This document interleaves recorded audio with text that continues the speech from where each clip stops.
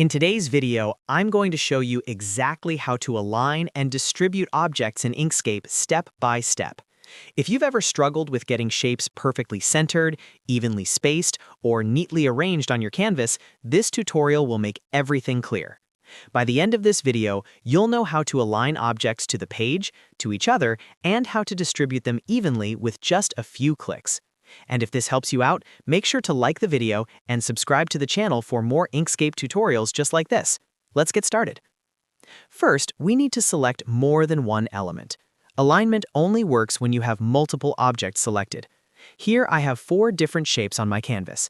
To select them, simply click and drag your mouse around all the shapes or hold Shift and click each object individually.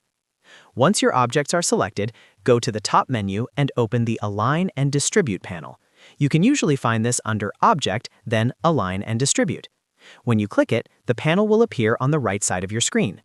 This panel gives you all the alignment and spacing controls you need.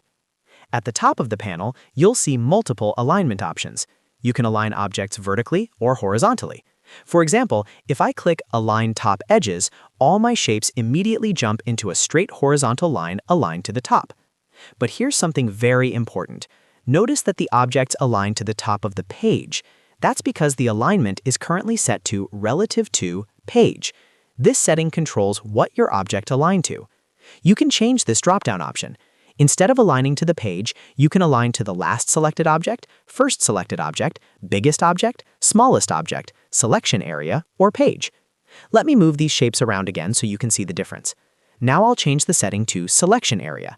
The selection area is the invisible bounding box created around all selected objects. When I click Align Center horizontally, all objects move to the center of that selection area, not the page. This is often the most useful option when working with multiple elements. If I choose Align Top relative to the selection area, the objects align to the top boundary of that grouped selection.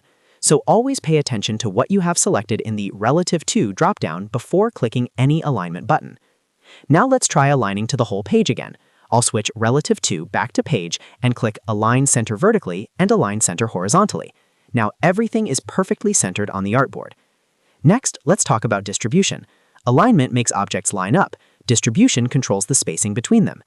With all objects still selected, look at the distribution section in the same panel. You can distribute objects so the horizontal gaps between them are equal or make the vertical gaps equal. For example, if I click Make Horizontal Gaps Equal, Inkscape automatically adjusts the spacing so the distance between each shape is identical. This is extremely useful when creating layouts, icons, UI elements, or structured designs. If your objects are arranged vertically, you can use Make Vertical Gaps Equal to evenly space them from top to bottom. Below that, you'll also find rearrangement options. There's even a random rearrangement feature, which can be helpful if you're creating something organic like leaves, grass, or scattered decorative elements. You can also unclump objects or automatically rearrange them to improve spacing. And of course, anytime you want to realign everything, just go back to the top section of the Align and Distribute panel and choose the alignment relative to the page, the biggest object, the smallest object, or the selection area depending on your goal. The key takeaway here is simple. Always check what your alignment is relative to before clicking the buttons. That small drop-down setting makes a huge difference in your results. And that's it. That's how you align, distribute, and rearrange objects in Inkscape quickly and accurately. If you found this tutorial helpful, make sure to like this video and subscribe to the channel for more step-by-step Inkscape guides. Thanks for watching, and I'll see you in the next tutorial.